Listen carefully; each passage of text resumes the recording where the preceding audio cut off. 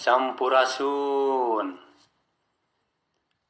panon hideung irung mancung pipi koneng putri Bandung. Penggalan lagu tersebut merupakan awal kemunculan lagu pop Sunda yang ditenggarai lahir pada tahun 1936,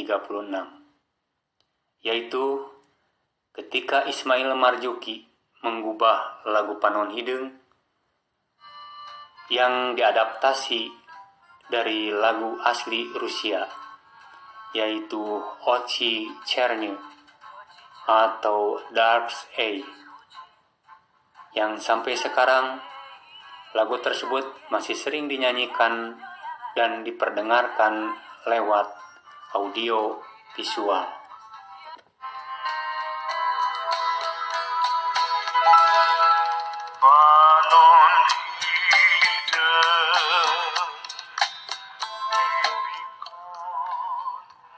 Kemudian tahun 1950-an, seniman Bandung yang bergabung dalam grup Nada Kencana yang dipimpin oleh Muhammad Yasin dengan para seniman Bandung mengkombinasikan dan ngadumaniskeun lirik-lirik Sunda dengan mengaransemen lagu-lagu tradisional Sunda menjadi lagu pop.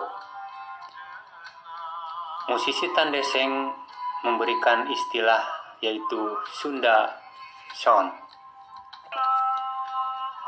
Di era tahun 1960-an, istilahnya masih lagu Sunda modern. Dari sini, musik pop Sunda kemudian diperkenalkan pada masyarakat dan ternyata sangat digemari. Setelah era Muhammad Yasin yang mencipta dan mengaransemen musik dan lagu pop Sunda, yaitu Johari, kemudian disusul oleh Mang Koko Koswara. Selain itu muncul pula Iyar Wiarsih dengan lagunya Mojang Priangan.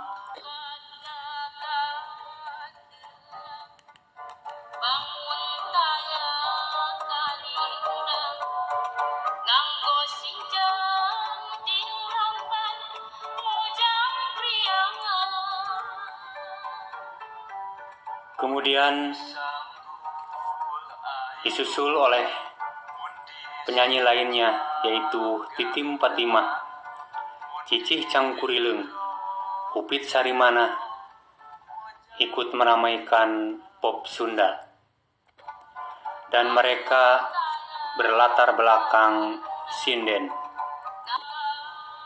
Pada waktu itu, lagu-lagu yang populer yaitu Cik Tulungan, kemudian Kahuma, Cikapundung, Dikantun Tugas, Es Lilin, Cai Kopi, Borondong Garing,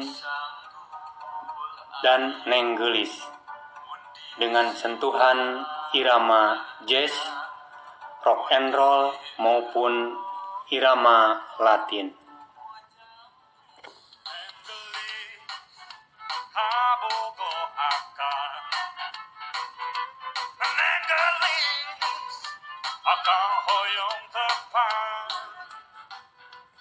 Di era tahun 1960-an, istilahnya masih lagu Sunda modern.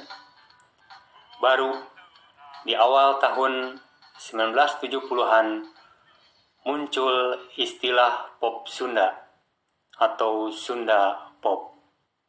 Kemudian pada tahun tersebut diramaikan dengan munculnya lagu-lagu pop Sunda seperti Eis, Kapogo, Koboi Kolot yang dipopulerkan oleh grup musik Bimbo. seksi rupa rupa-rupa nu kahiji panggelisna hanya kang sakep beheungna abogo kuring teh opat pamor seksi rupa-rupa nu kadua pangbageurna hanya kang tekok irungna.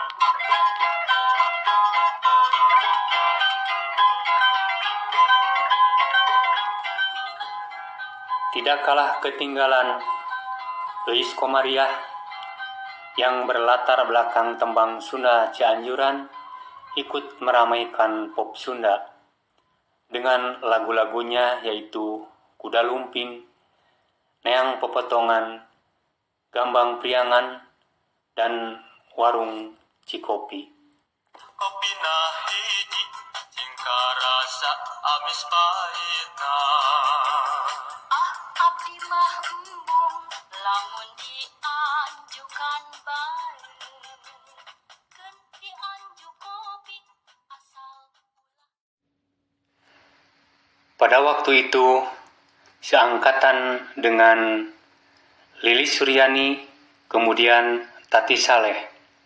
Tati Saleh sendiri dengan lagu-lagunya yang cukup terkenal, yaitu Manintin Serang, Tengah Peuting, Teung Teuingeun, dan lagu Badminton.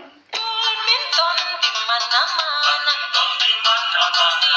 kampung jadi kota, di kota, suka-suka.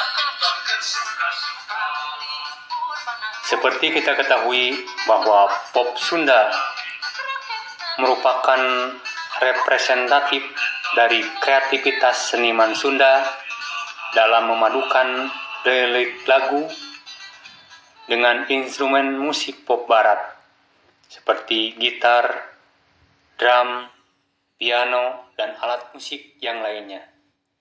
Meski demikian, dalam aransemen musiknya tidak meninggalkan instrumen musik asli atau etnis Sunda seperti suling, tarompet, kendang, bahkan rebab, termasuk calung yang dipopulerkan oleh Hendarso.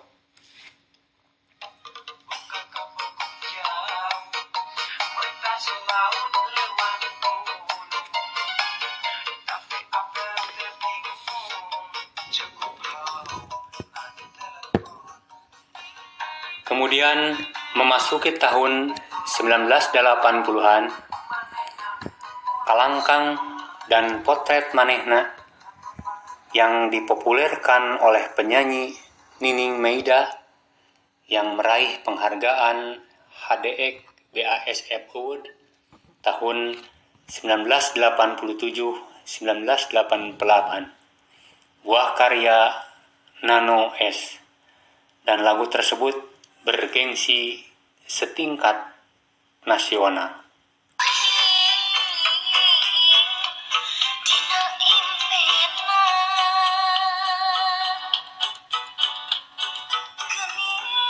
Memasuki tahun 1990-an, pop Sunda semakin digandrungi dengan munculnya lagu-lagu dari Hetty Koes Endang, kemudian Detti Kurnia, kemudian Doel Sumbang dengan lagunya Pangandaran, Dina Amparan Sajadah, dan lagu-lagu pop yang lainnya.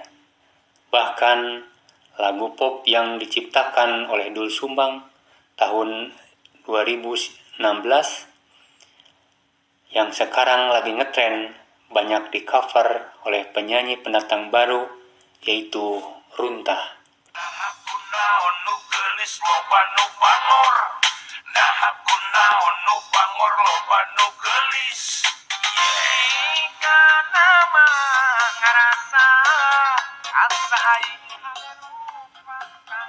Pop Sunda terus mengembangkan sayapnya dengan munculnya para penyanyi yang berlatar belakang dari berbagai genre musik seperti calung, kawih, tembang Sunda, kemudian keliningan, bahkan dari dangdut.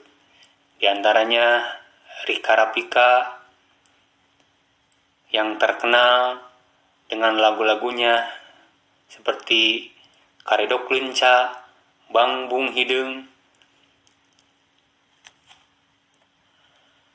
kemudian Yayan Jatnika, Rita Tila, Lesti Kejora, dan Mamah Bungsu Bandung. Dengan lagu-lagunya yaitu tahun 70-an diaransemen ulang sekitar tahun 2000-an.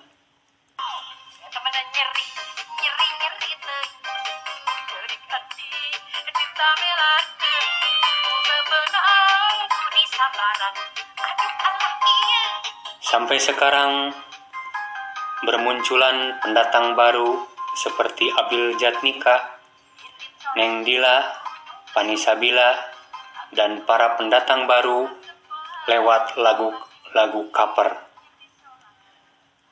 Berkembangnya lagu-lagu pop Sunda tidak lepas dari penciptanya yang kadang dilupakan, seperti Nano S yang banyak mencetak penyanyi pop Sunda, kemudian Uko Hendarto, kemudian Yana Kustia atau yang dikenal dengan Yana Kermit, kemudian Oon B, kemudian Yayan Jatnika dan Doel Sumbang. Yayan Jatnika dan Doel Sumbang, mereka langsung menyanyikan lagu ciptaannya sendiri.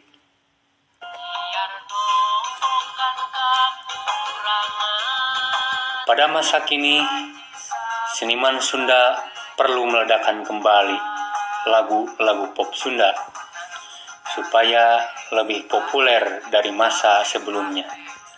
Apalagi sekarang lebih mudah untuk mengakses lewat jaringan internet. Semoga pop Sunda tetap eksis di belantika musik tanah air. Cag.